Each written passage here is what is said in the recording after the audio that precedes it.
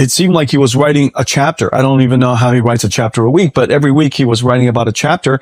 And then over time, all of those notes turned into a textbook, into the first edition. And that must have taken several years. And so I think,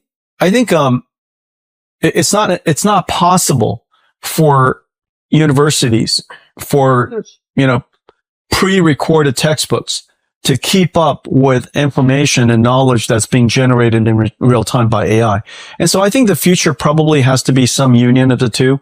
And I don't know about you guys, but I can't learn anymore without AI. And so not only do I have the AI read the papers, but I also have, once it reads the papers, I might ask it to go read, a whole bunch of the other papers that are associated with it. And then now it becomes a super researcher. And then I can first I ask it to summarize. I ask it some basic questions. And then after that, you interact with that paper as if it's a researcher that's dedicated to you.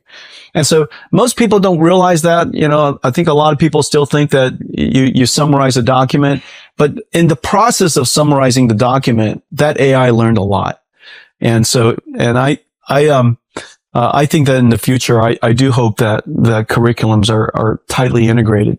I will say, in defense of the textbooks, though, I will say that the first principles don't change. In the final analysis, Mead and Conway is still as solid a fundamental methodology as before.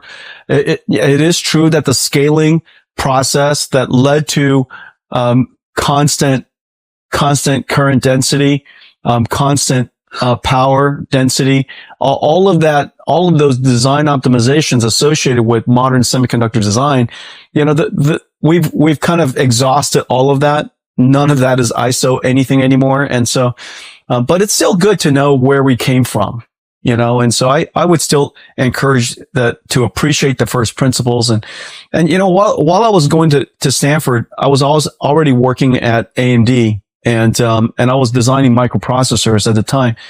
And it was still really good to see simultaneously, how we design things in practice versus, the first principle methods associated with learning about eventually, how to design these things. And I really enjoyed having, feet on both sides of it. And I ended up learning a lot more. And so what that means is when you're using AI, which is real world, it's contextually relevant now.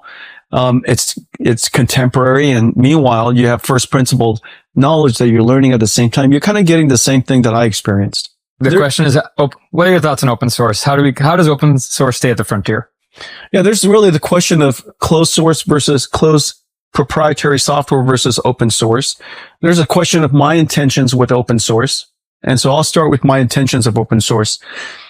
First of all, NVIDIA uses more Anthropic and OpenAI tokens than just about anybody.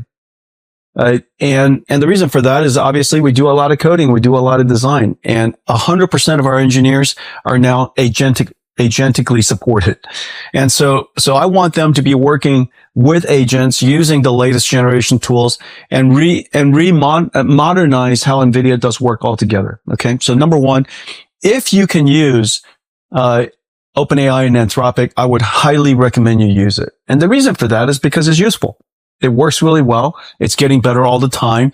And it's, as you know, large language models is the technology inside, but Claude is a product, and Claude Code is a whole harness around it.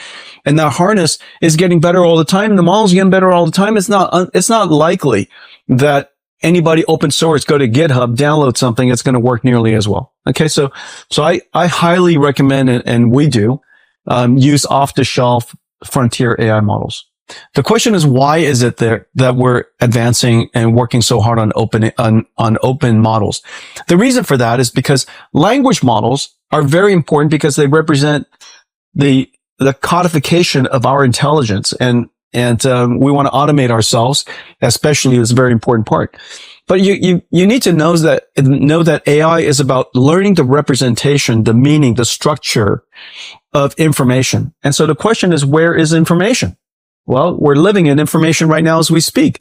The reason why there's structure is the reason why every day you show up, it's kind of largely the same. Otherwise, it'd be like practically white noise. And so the fact that biological systems and physical systems have structure, and from that structure, I must be able to learn higher level representation. And if I can learn the representation, then I could manipulate it. Does it make sense? And so just because I can learn the representation of language, I can then generate it, I can manipulate it, I could put it to use. And so I want to do the same thing for chemicals and proteins and genes and physics and physical systems, robotics, for example. And so notice the way you represent all of those things are fundamentally different because the structure is different and the dimensionality is different. How you train it is fundamentally different, right? Because you don't have a whole bunch of internet corpus of human language on it. And so you've got to come up with new strategies for all of that stuff. And so we decided that we would dedicate ourselves in some fundamental pillars and because we have the company has the talent and the scale, we have the ability to put the first piece of artifact out in the world, data, model, how to train it, in several different domains. And so some of the domains I care very much about, one of them is called, of course, Nemotron's language, and I'll come back to that in a second. Why it is that we're doing it? And then second is BioNemo, that's for biology.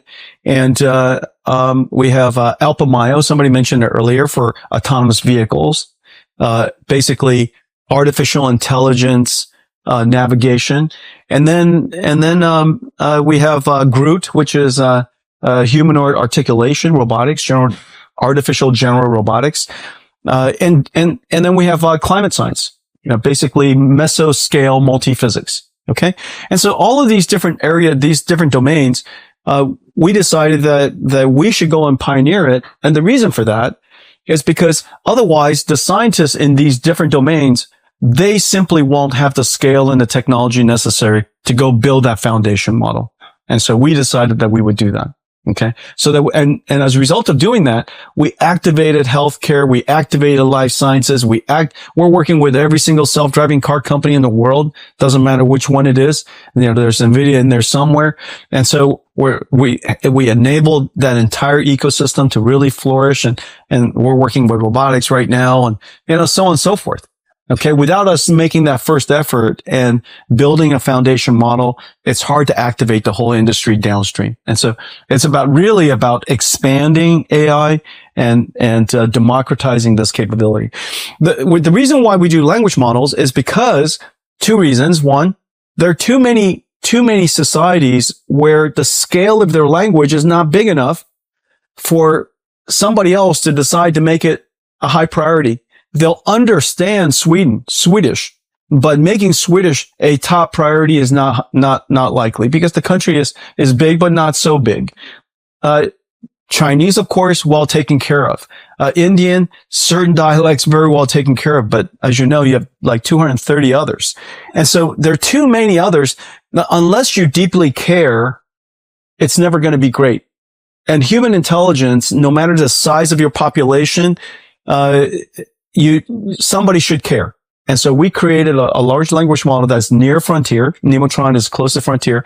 And we make everything available so that if somebody wants to then fine tune it into whatever language of their choice, they got no trouble doing that. Okay. And then the second reason is very important is because we want to also take these language models and fuse it with the domain specific models because of human priors. So, for example, AlphaMyo is a language model fused with a world model.